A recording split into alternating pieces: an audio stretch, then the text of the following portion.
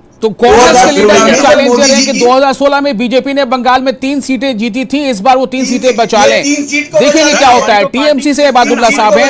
इबादुल्ला साहब, खालिद इबादुल्ला साहब, सवाल ये है कि जिस वोट पर ममता बनर्जी ने टीएमसी भी बैंक कर रही है, अगर वो वोट शेयर डिवाइड हो जाता है तो क्या टीएमसी के लिए यह मुश्किल वक्त नहीं होगा?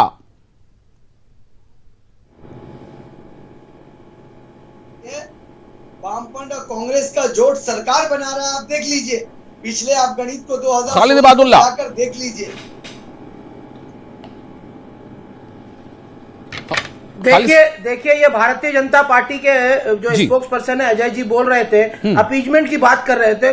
तो एक तरफ जो मुस्लिम, जिस तरह से आरएसएस को हम लोग समझते हैं, आरएसएस एक कम्युनल फोर्सेस है, उसी तरह से ये असदुद्दीन ओवैसी और अब्बासुद्दीन को भी हम लोग कम्युनल फोर्स समझते हैं। एक तरफ भारतीय जनता पार्टी अपीजमेंट की बात करते हैं और वो हिंदू अपीजमेंट कर रहे हैं, और ये लोग अब्बास और असदुद्दीन ओवैसी ये मुस्लिम अपीजमेंट कर रहे हैं। तो कहीं ना कहीं इन लोगों का एक सिक्का का दो पहलू है। अब ये लोग अपीजमेंट कर रहे हैं, बदनाम ममता बनर्जी क्या? ममता बनर्जी तो सारे लोगों को, हर धर्म हर समुदाय के लोगों को लेकर काम करना चाहते हैं, तब आप क्या कहेंगे? चाहती है। हम लोग का और ये लोग हैं हिंदू बातें कर रहे हैं, मुसलमान वाले मुसलमान की बातें कर रहे हैं। आप लोग ये मैं समझता हूँ राजनीति में मुसलमान को लाने की जरूरत नहीं है। राजनीति में ममता बनर्जी का जो काम है वही बहुत बड़ा है। तो जो भी है ममता पूरा बनर्जी क्लियर है, जैसे आज भी क्लियर कर दिए। 11 में आई थी, आहिस्ते उसकी जो जमीनी स्तर से जो सोच है और लीडरान है वो बढ़ते जा रहे हैं, वर्कर भी बढ़ रहे हैं, उनके वोटर भी बढ़ रहे हैं। 36% से शुरुआत हुई थी वोटर का 2011 में, कभी भी 36% से नीचे नहीं हटा था, लेकिन आहिस्ते आहिस्ते एक समय ऐसा आया कि 52 से 56% भी चला गया वोटर। ये वोट देने वाले चलिए, बहुत शुक्रिया मैं अदा करना चाहूंगा आप तमाम लोगों का, आपने अपना वक्त दिया है। लेकिन नाज़रीन और आप सभी से यह भी कहना हमारा है कि असल मामला यह है कि जिस तरह से बंगाल में लगातार सियासी तब्दीली, सियासी पॉलिटिकल डेवलपमेंट देखी जा रही है, हालांकि अभी तारीखों का ऐलान नहीं हुआ है, लेकिन सवाल यह पैदा होता है कि क्या नए एक फ्रंट की एंट्री से क्या जो ममता बनर्जी का जो वोट बैंक अपना है, यानी जिसे हम कह सकते हैं कि जिनकी राजनीति जिन पर चलती है, क्या उस पर डेंट होगा? अगर ऐसा होता है तो पॉलिटिकल माइलेज किसे मिलेगा? दूसरी तरफ सवाल अभी भी ये अधूरा है जिसका जवाब हमें नहीं मिल पाया हमारे जो सूर्यदीप बासु मुखर्जी हैं कि क्या आईएसएफ एमआईएम के साथ जाएगा या फिर आईएसएफ कांग्रेस लेफ्ट अलायंस के साथ जाएगा? कई सवाल हैं जिनके जवाब के लिए अभी हमें लगता है काफी इंतजार करना पड़ेगा। बहुत शुक्रिया, मुझे दीजिए इजाजत, आदाब।